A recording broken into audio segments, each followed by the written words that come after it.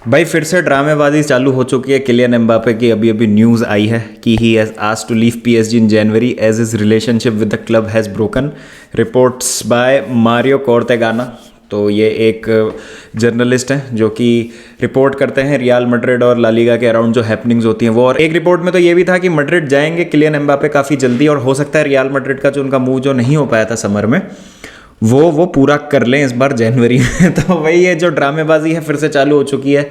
और इस तरीके की रूमर्स हमने आज सुबह मुक्तेश के साथ भी डिस्कशन किया था कि भाई वो जिस तरीके से चाह रहा है खेलना एम्बापे, और वो हैप्पी नहीं है with the kind of system that Christophe Galtier खिला रहे हैं, या जिस रोल में क्रिस्टोफ गैल्टियर खिला रहे हैं उनको समझ नहीं आ रहा है, वो उससे खुश नहीं है।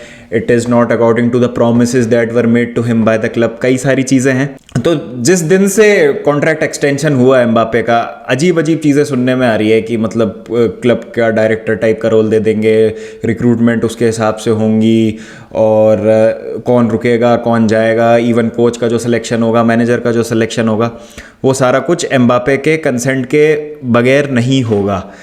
तो भाई ये तो ऑब्वियसली उस टाइम सुनने में बड़ी अजीब सी चीज़ लग रही थी। फिर कुछ रूमर्स बीच में ये भी आई थी कि भाई नेमार वांट्स टू लीव और Mbappe wants Neymar out of the club. ये सारी बातें हुई थी। तो जब इस तरीके के कुछ आए भी थे न्यूज़, और ट्विटर हैंडल्स ने कुछ रिपोर्ट भी किया था, तो नेमार ने वो ट्वीट्स को भी लाइक किया था, तो बहुत सारी ड्रामेबाजी हुई थी।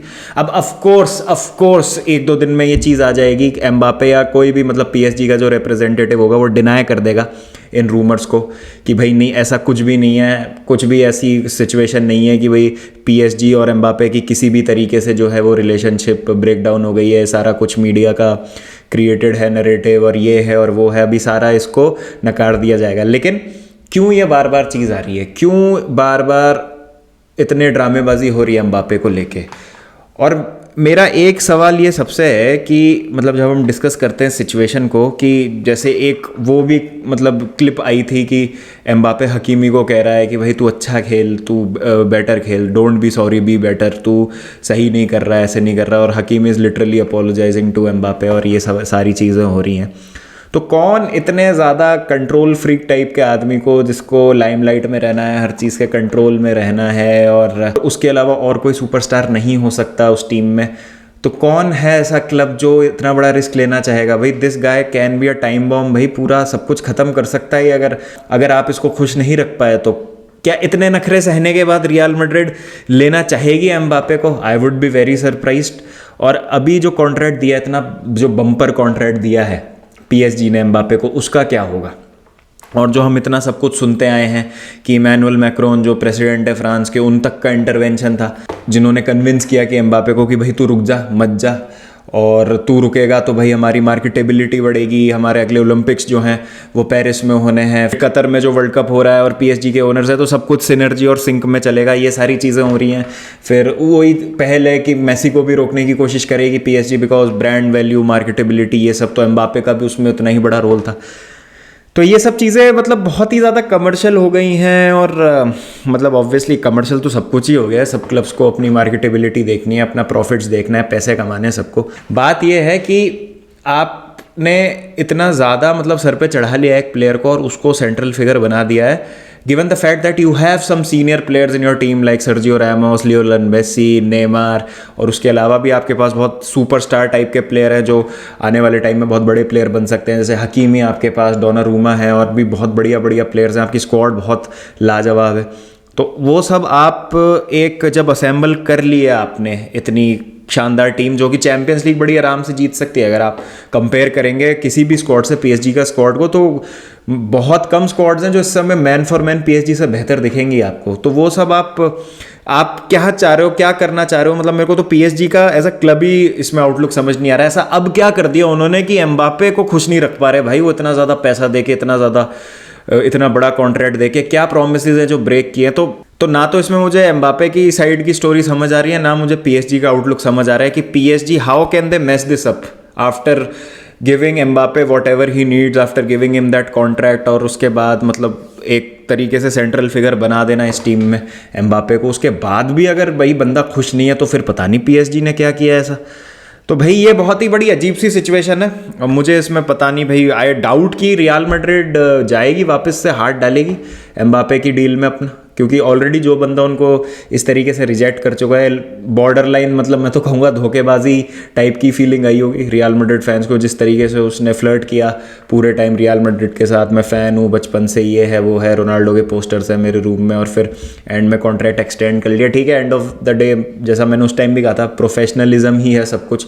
सारे प्लेयर्स जो हैं अपना प्रोफेशनल एस्पेक्ट देखेंगे पहले करियर का, फाइनेंशियली अपने आप को सिक्योर करेंगे, उसके बाद कोई डिसीजन लेंगे। लेकिन क्या वो सब भुलाने के लिए इतनी जल्दी तैयार होगा रियल मैड्रिड का फैन बेस और रियल मैड्रिड का मैनेजमेंट की उनको लेके आएंगे वो मैड्रिड? वो एक देखे जाने वाली बात है। तो let's see what happens, but बहुत ही अजीब सी सिचुएशन है। और एक चीज़ जो समझ नहीं आ रही है कि ऐसा क्या हो गया है एम्बापे और PSG के बीच में कि वापस से जो ये सिचुएशन है ये बिगड़ गई है इतनी, और ये रूमर्स इस तरीके की आने लग गई हैं। ऑब्वियसली 1-2 दिन में आप देख लेंगे कि इनको डिसमिस करते हुए एक स्टेटमेंट आ जाएगा PSG का, या फिर ये जर्नलिस्ट को ही बोल देंगे कि नहीं तो बेकार है, तो Tier 3 Tier 4 सोर्सेस की बातों का कहाँ आप भरोसा कर रहे हो। तो वो तो हो गई, बट क्यों ये बार बार आ रही हैं न्यूज़, वो एक सोचने वाली बात है। There is no smoke without fire, और आग तो लगी है भाई तभी मतलब कुछ हो रहा है। तो देखते हैं इसमें क्या होता है। बात करनी थी चेल्सी और AC मिलान का, जो दूसरा मैच है ग्रुप का, जो मिलान में आज होने वाला है।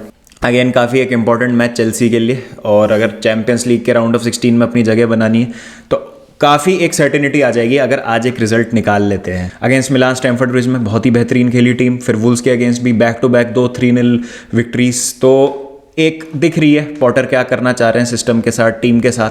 और दूसरी चीज़ ये है कि बहुत हमारे जो मेन प्लेयर्स थे उनको रेस्ट दिया गया था।